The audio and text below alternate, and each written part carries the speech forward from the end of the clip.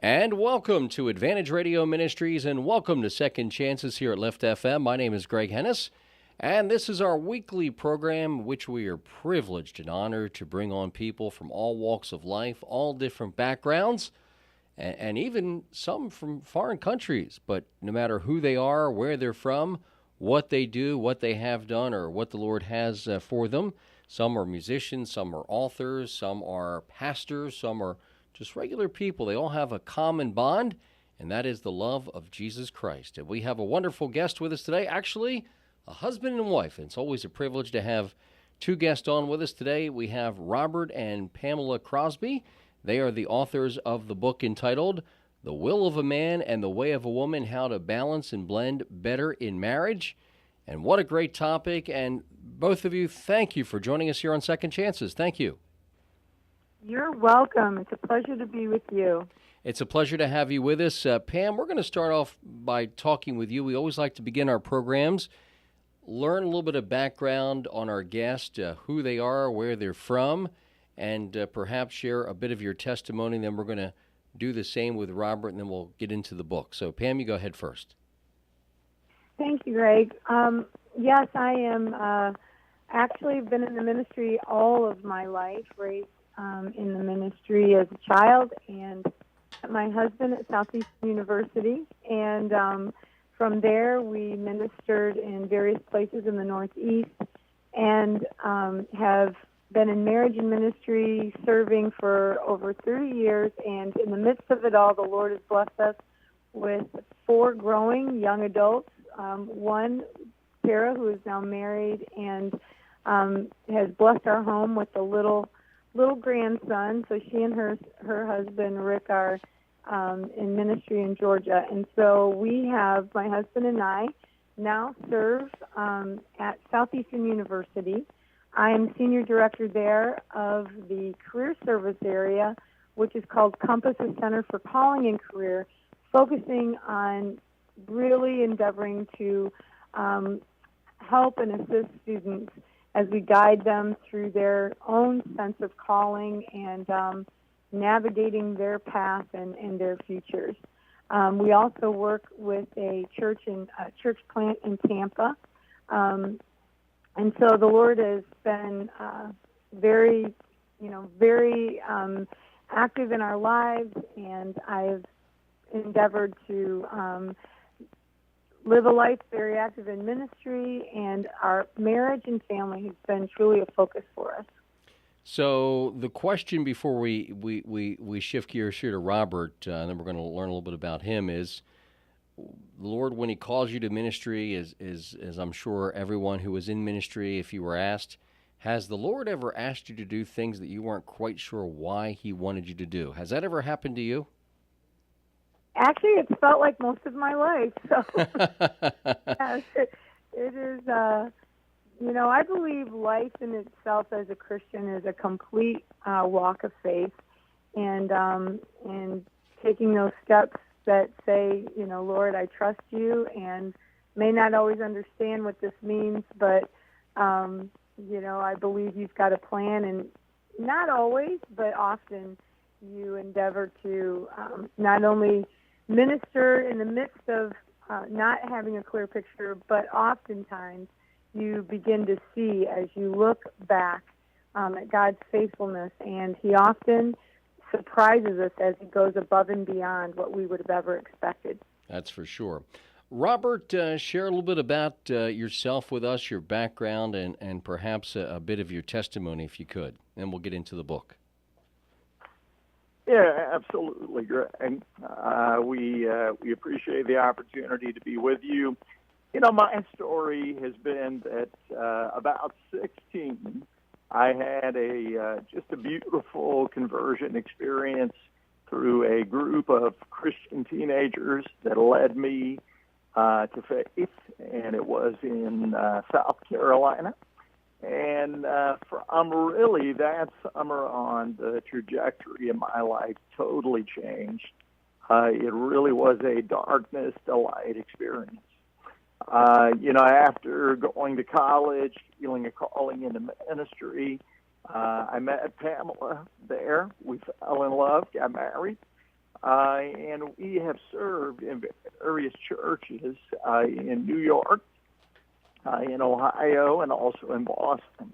Part of my testimony is that when we were in Boston, pastoring in that area, I actually lost my voice, and it was an interesting and challenging time because I was the lead pastor of a growing church, and went through an experience where just lost my voice actually in the middle of a sermon, and went through several months of doctor's appointments and questions about it, trying to find out what it was, and it was ultimately diagnosed as a rare vocal cord disorder.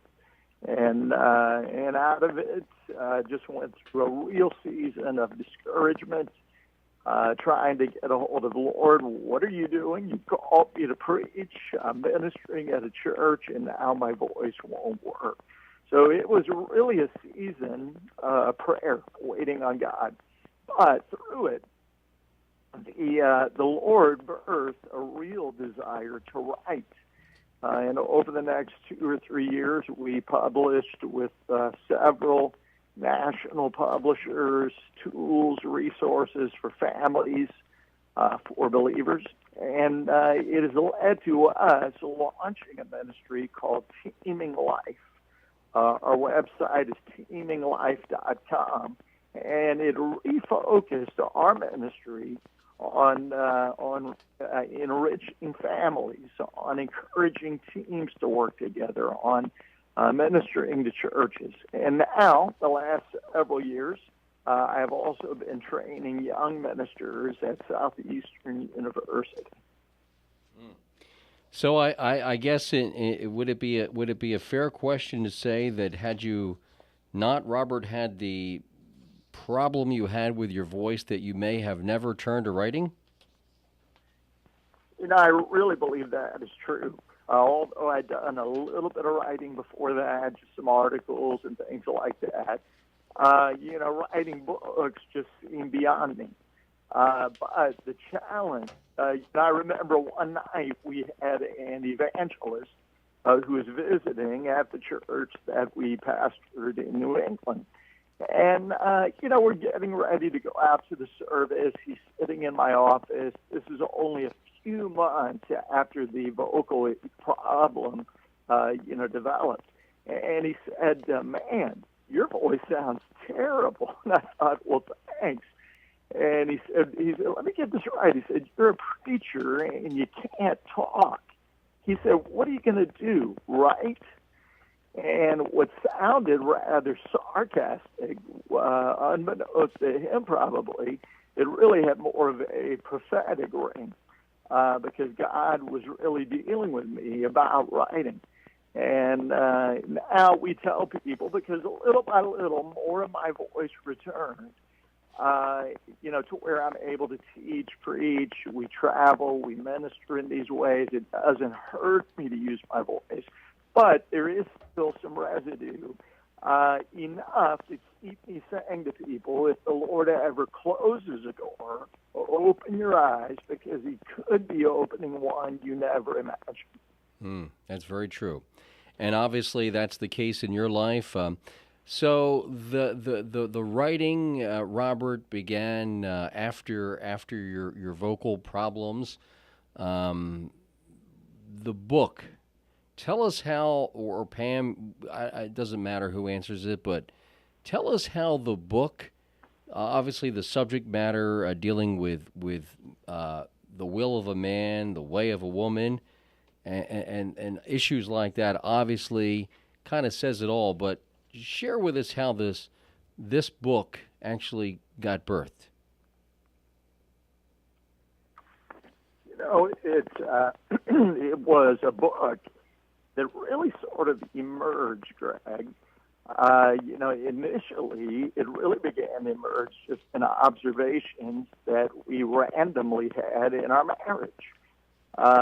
We would notice that again and again, in situation after situation, that I was very riveted on volitional matters of the will, and that Pamela was very oriented towards the way we were doing things, and also toward the understanding that's necessary for marriage. We came to see that while it was very important to me to be able to display strength in our relationship, it was very important to Pamela that I recognize her understanding.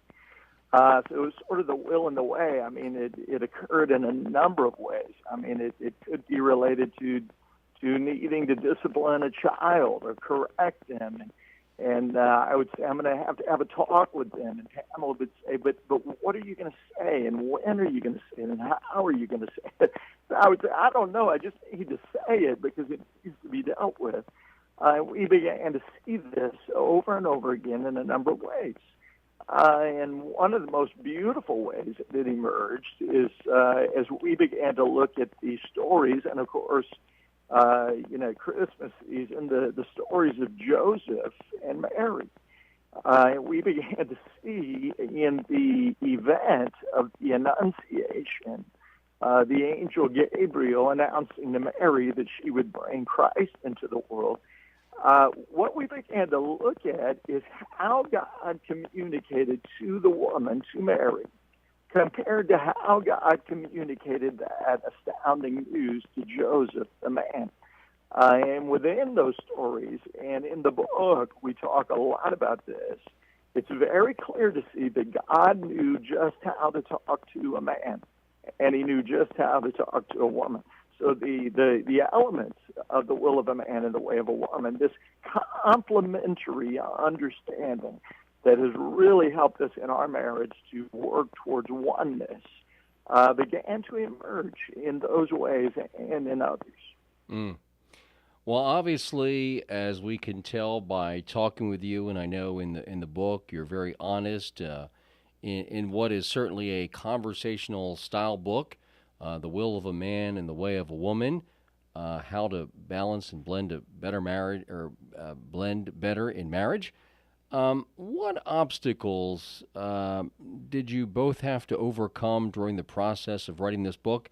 Pam, let's start with you on what obstacles you may have had to personally overcome in the process of putting this book together. Well, it's interesting when you are coming together to do a project like this. We actually told our literary agent, are you ready to do marriage counseling if this goes one way or another? Because in the midst of life and in the midst of the busyness of life and schedules, there's always challenges. And in the midst of writing this book together, my husband's definitely the author, and he's written and published many books.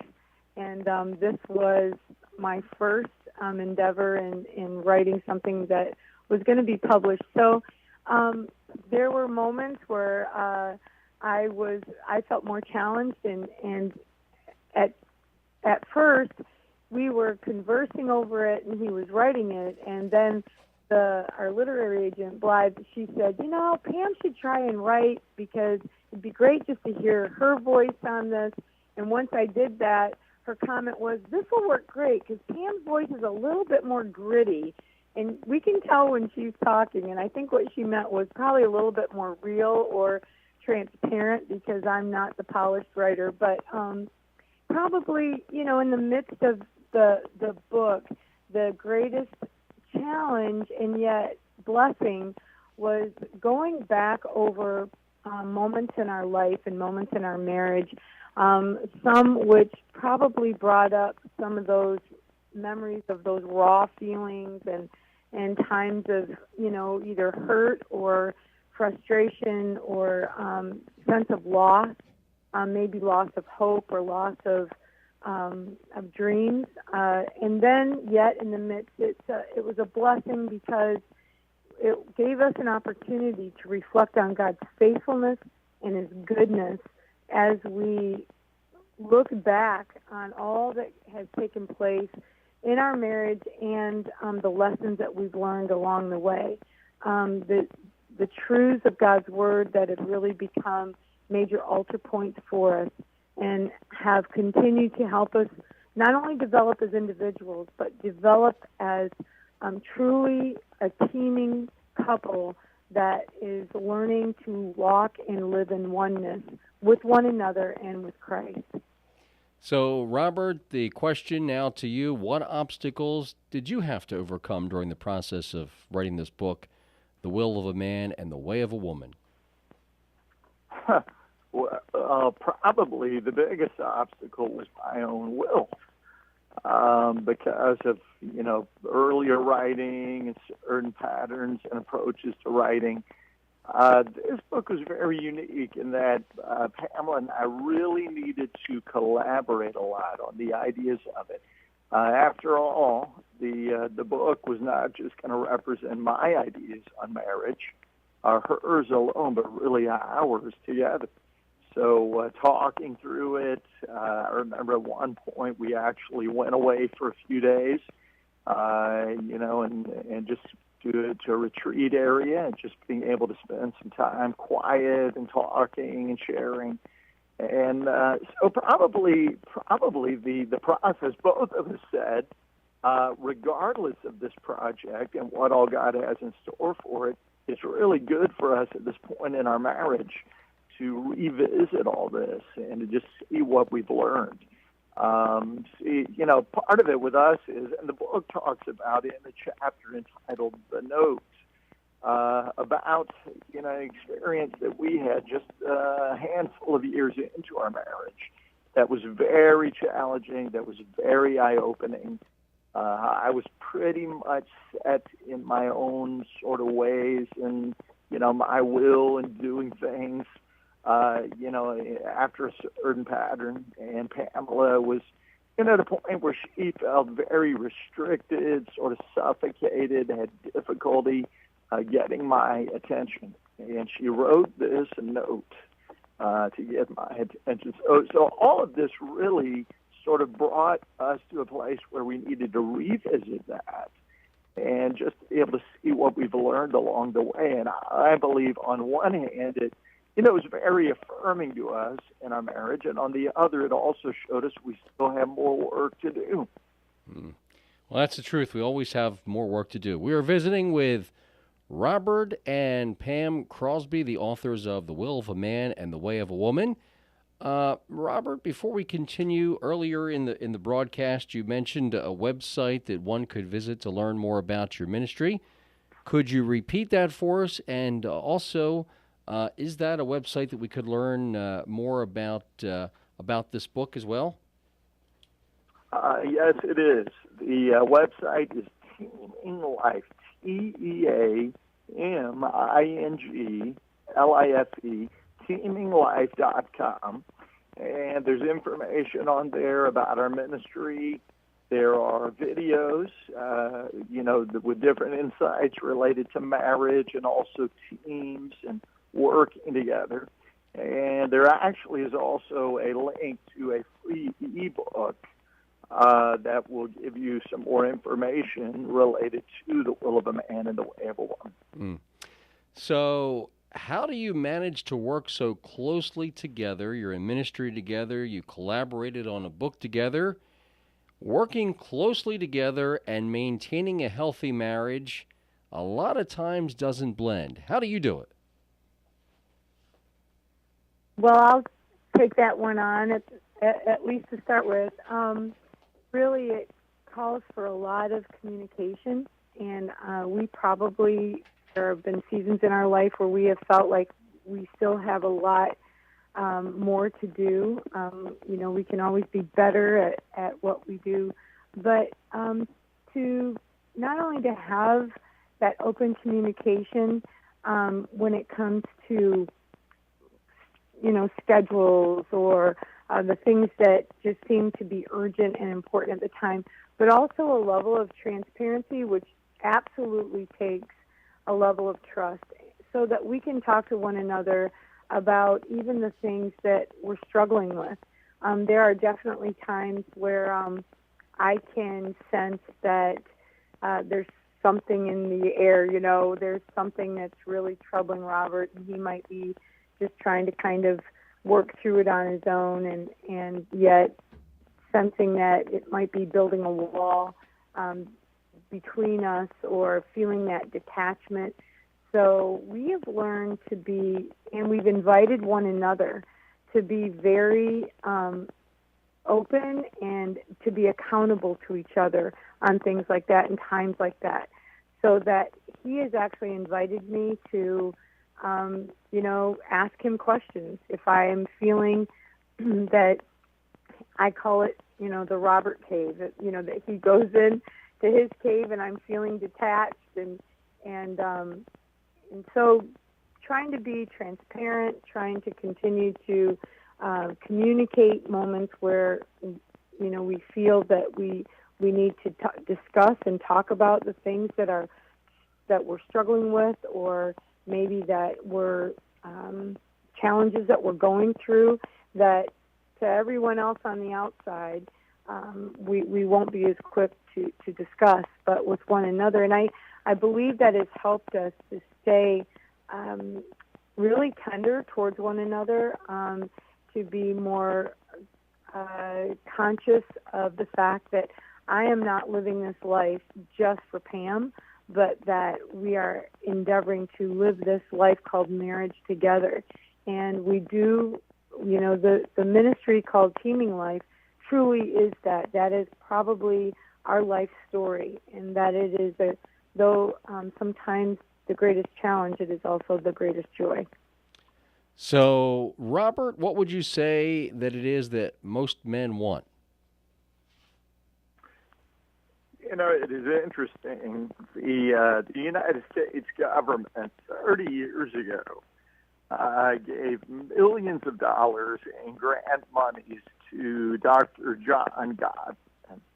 And Gottman has followed some 300 couples over a period of about 30 years. So he would observe them, meet with them, follow the development of their marriage, how they were doing. And his research became so well-versed that he was able to predict up to a 91% accuracy the marriages that would not make it, those that would fail. So he's written a good bit when it comes to research on communication patterns and other things, but also in this area of what is it that men really want and what is it that women really want. The two of the key things, believe it or not, that come out with men is that men want less fighting in the relationship and more intimacy, more physical intimacy in the relationship. So those are two key areas. So we talk about that in the book, and what are things that will lead to that and the kind of understanding that is needed. A lot of times women, generally speaking, will feel that men don't know how to be romantic or are not romantic enough. But the fact is that many men want to be more that way, but they don't always know quite how to get it started. So we talk about 7 or 8 of these types of things. And they're actually, if you go to tuninglife.com, the ebook that you're able to download is actually entitled What Men Want. And we deal with this more completely in that. Mm-hmm. So, Pam, the question on you now, what is it that women deeply desire?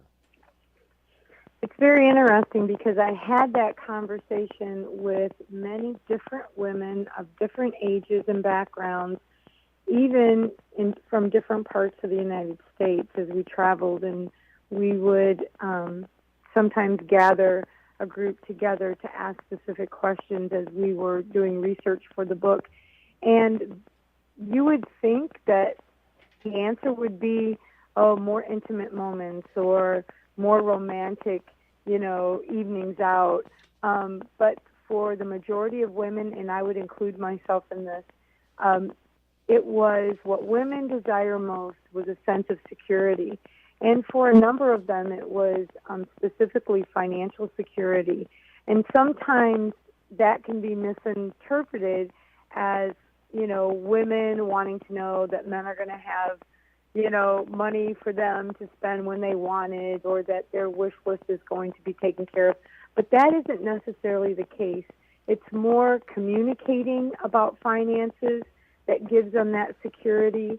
It's more about knowing what the plans are for the future, especially as women are as they start to, move towards midlife, and in that season, knowing how their future is being planned, maybe the retirement years, when they're going to happen and what those are going to look like, which of course no one can predict, but just knowing that there's a plan and knowing that we can have those conversations brings a sense of security to women. So it was interesting. In fact, I told my husband that I thought I was the only one that felt that way. So it was very interesting to hear that even from other women of different ages. There is a sense of safety and security that women deeply desire in their marriages, and especially for those women that did not have that in their childhood.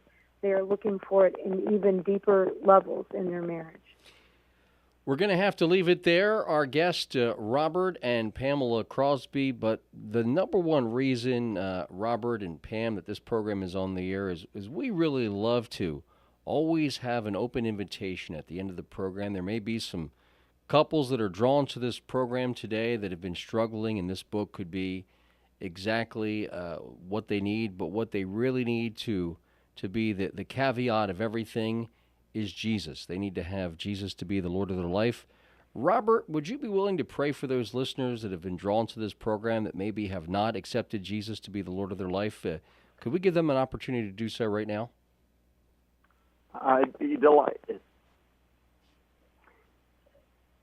All of you that are listening that are ready to receive Christ in your life and your marriage, just pray along with me.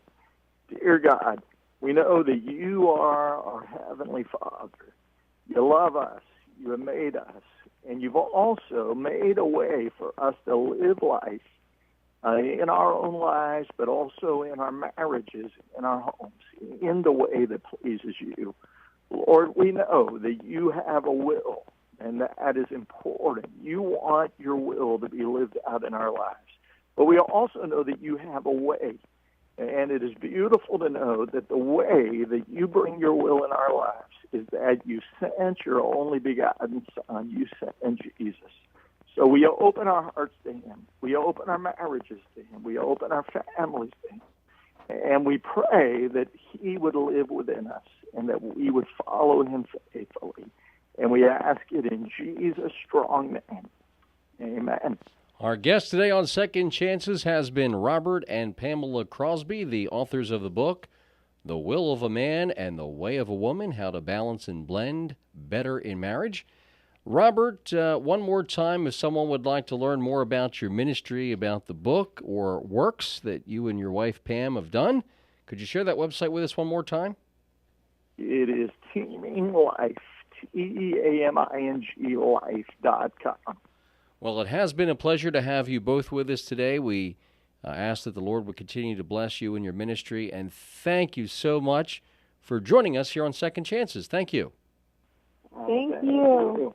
It was a pleasure. Tune in next week for more Second Chances right here from Advantage Radio Ministries on Lift FM.